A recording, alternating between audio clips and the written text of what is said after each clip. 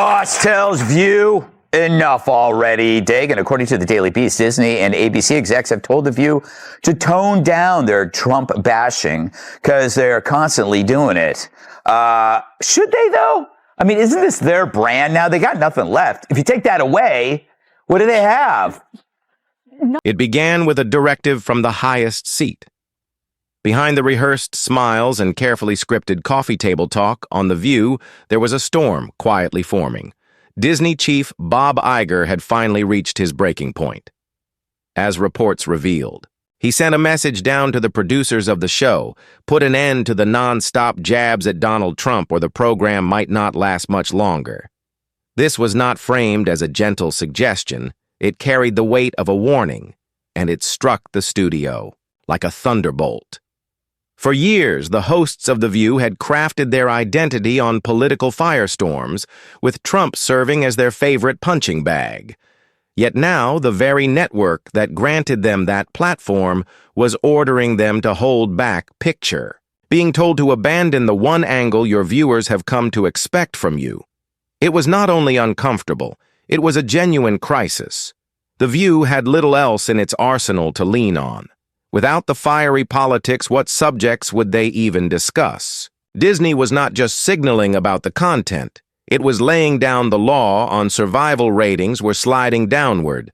The audience was restless. Executives recognized that non-stop political outrage was pushing more people away than it was pulling in.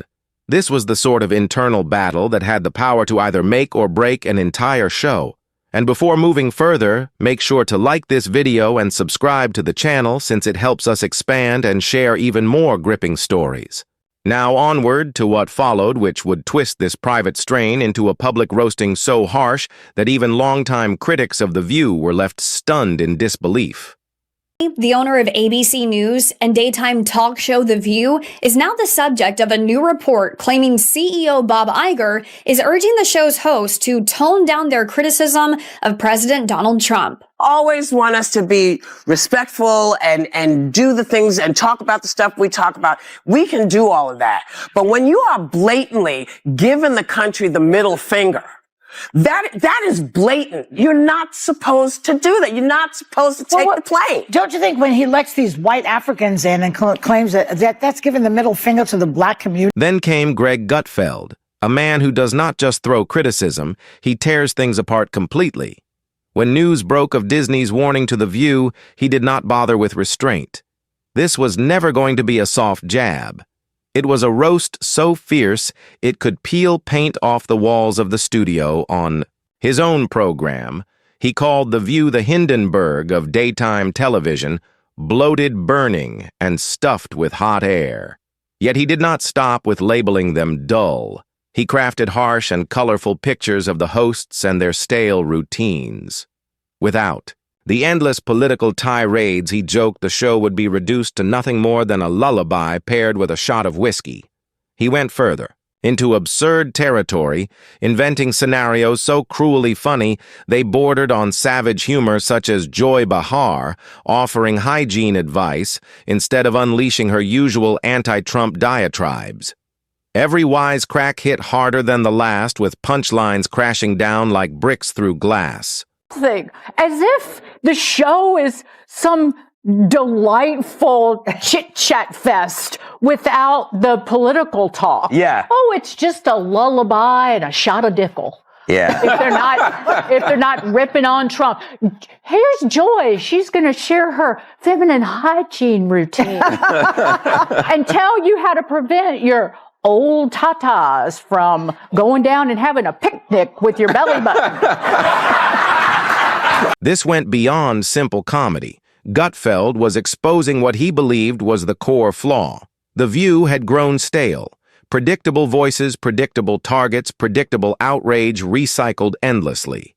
He made it sound as though the only suspense left was who would manage to interrupt first entertainment had slipped into autopilot. The sharpest twist was that he never had to raise his voice. He smirked. He rolled his eyes and delivered insults in slow, dripping fashion. The sting lingered longer that way, and viewers were glued because Gutfeld's roast struck a nerve. The cold truth was that the ratings reflected the collapse. The numbers showed a dive not gradual but free fall. What once was a guaranteed ratings generator now struggled to hold people past the first few minutes. The repetition, the recycled fury. It was wearing thin. For Disney, this problem was not minor. They were not merely dealing with one talk show performing badly. They were staring at the downfall of what had once been a daytime juggernaut, now slipping into irrelevance in real time glass. That's like a cross between The View and Hee Haw. Except hoo-ha.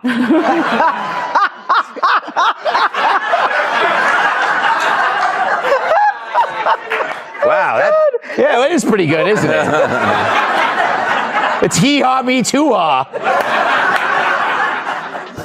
I don't know. Michelle, you okay, Michelle? At least somebody got it, even when I was thinking, I go, does that make any sense? Yes, it made perfect. Gutfeld underlined that the real problem was not a bad season or an occasional awkward broadcast. It was years spent depending on the exact same structure. 5 hosts yelling about politics without any growth. Even loyal viewers had drifted away. Instead of witnessing a valuable conversation, people felt stuck in a never-ending loop of loudness. Gutfeld described this as the moment when Disney finally saw they were not just losing part of the audience, they were losing their grip altogether. It was no longer a question of whether The View was anti-Trump or not. It was whether anyone cared to watch at all. And for a corporation like Disney, that kind of issue is enough to rob executives of sleep at night.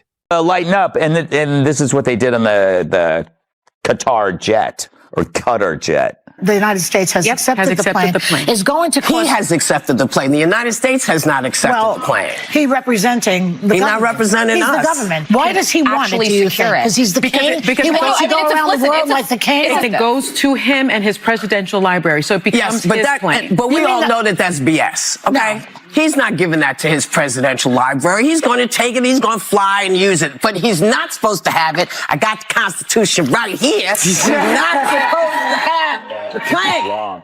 Okay? All right, my point, Michelle.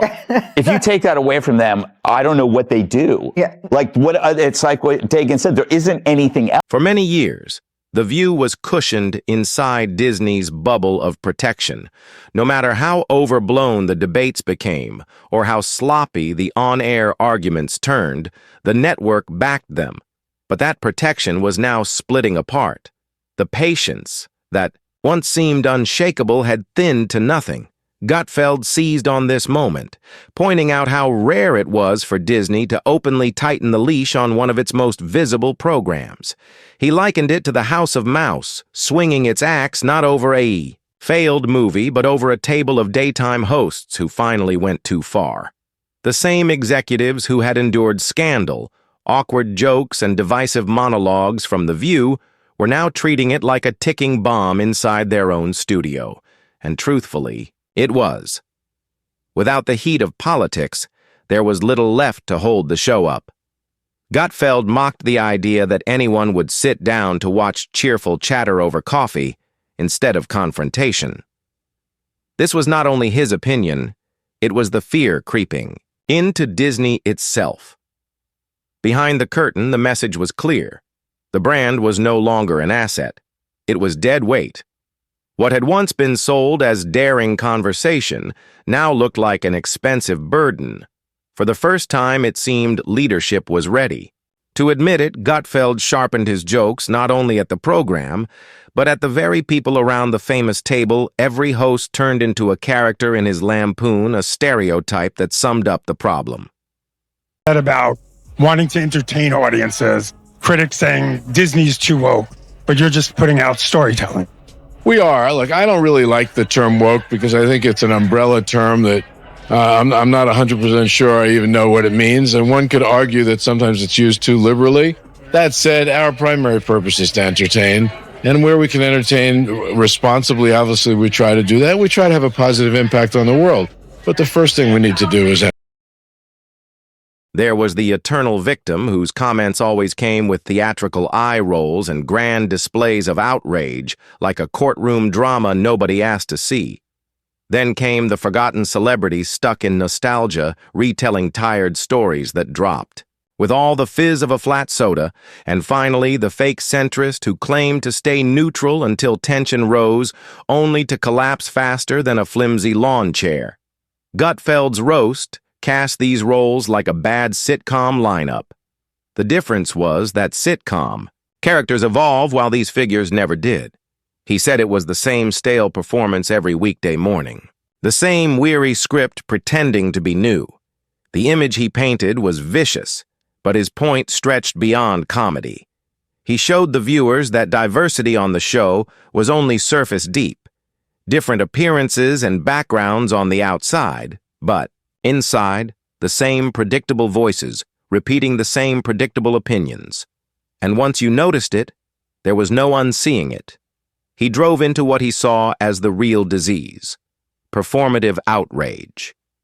In his view, the program was no longer a place for genuine argument. It was a stage for smug moral theater. Reminds me of, Joey, is that it's like, it is a microcosm of the Democrat Party. If you look at The View, it's tightly wound and miserable, largely female, hallucinating and angry. Sausage maker Johnsonville is recalling more than 42,000 pounds of pork sausage for possible contamination with plastic fibers.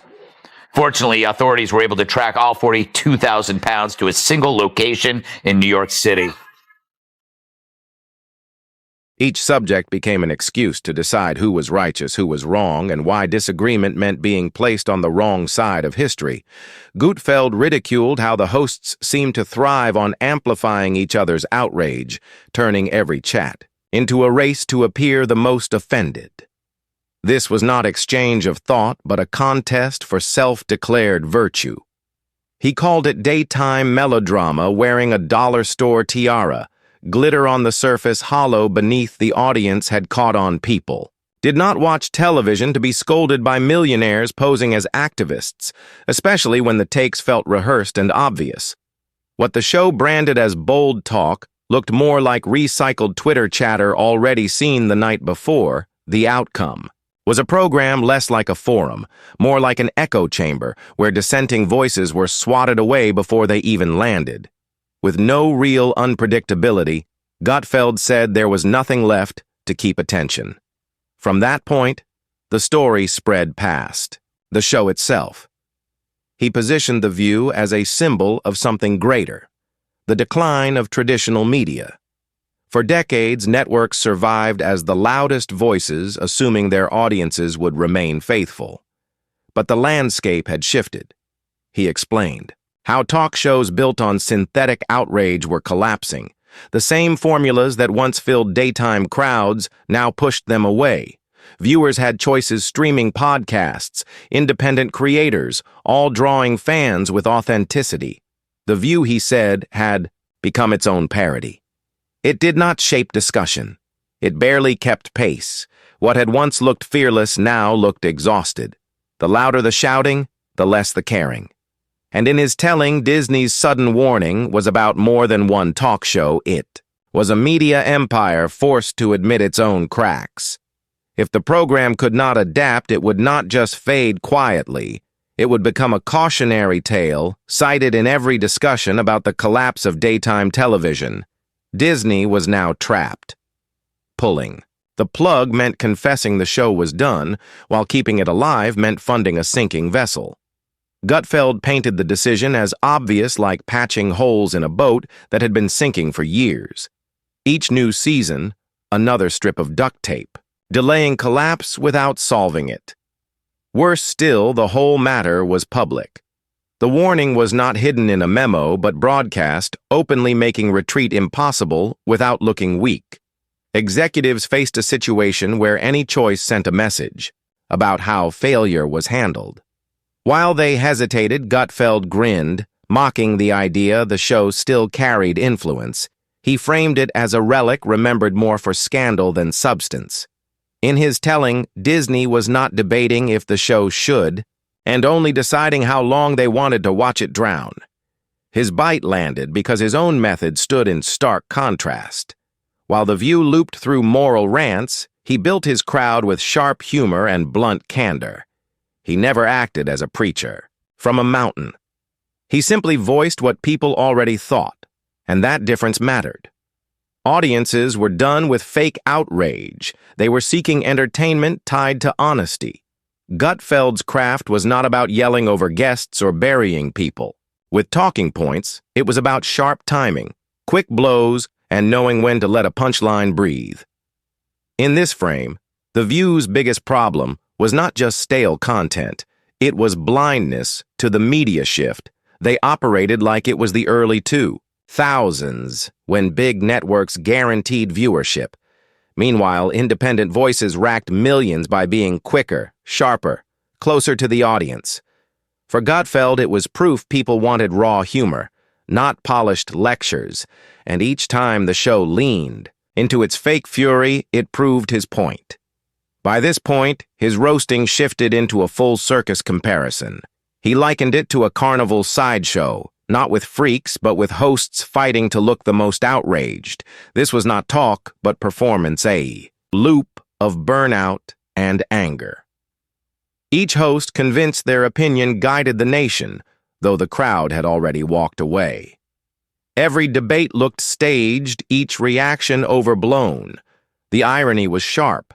The show had built itself by attacking others, but failed at turning the mirror inward. It was reality television without the fun, just static. He stressed it was no longer politics but performance, ego, and a lost storyline. Worst of all, they did not even see they were the joke. He did not need to twist anything. Just describing it made it sound like parody. And then he hammered the point with numbers. The ratings were not just dipping, they had collapsed. The remaining viewers were disengaged. He compared watching the show to flipping through an outdated dentist office magazine, stale, irrelevant, unworthy of focus. While elsewhere, entertainment was booming with Netflix viral podcasts and independent channels. People had moved on. Gutfeld called The View a glittering meltdown with commercial breaks, a cycle of recycled fights with less spark than the coffee mugs on their desk. He treated it like a live autopsy, exposing every fracture, the hypocrisy, the egos, the emptiness.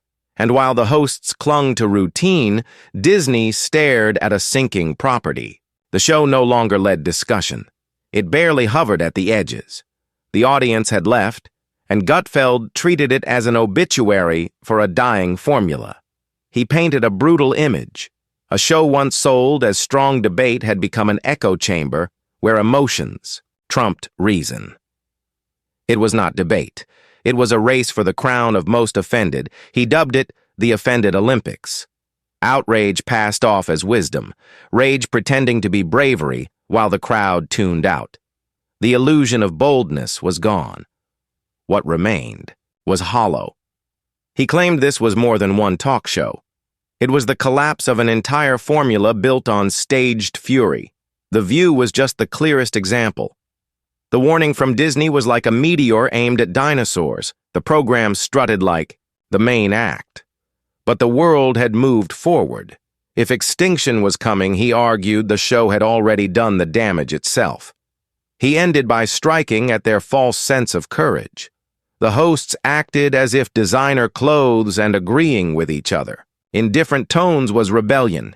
In truth, he said it was cosplay millionaires posing as activists, sipping green juice behind the scenes. The numbers were merciless. Ratings had crashed harder than a bad cryptocurrency drop. What the hosts thought was barrier breaking was actually safe recycled outrage that could not survive without a teleprompter. It was not fearless. It was dull. Audiences left because fake fury stinks from miles away and nothing smelled worse than an early morning Whoopi Goldberg monologue. Online, people turned to creators with authenticity. They wanted real talk, not sermons. And that was why Gutfeld's roast hit with force. It was not mere jokes. It was a reminder that viewers had already voted with their eyes and clicks. The View had lost them. If you liked this video, remember to hit the like button and subscribe to the channel and share your thoughts in the comments. See you next time.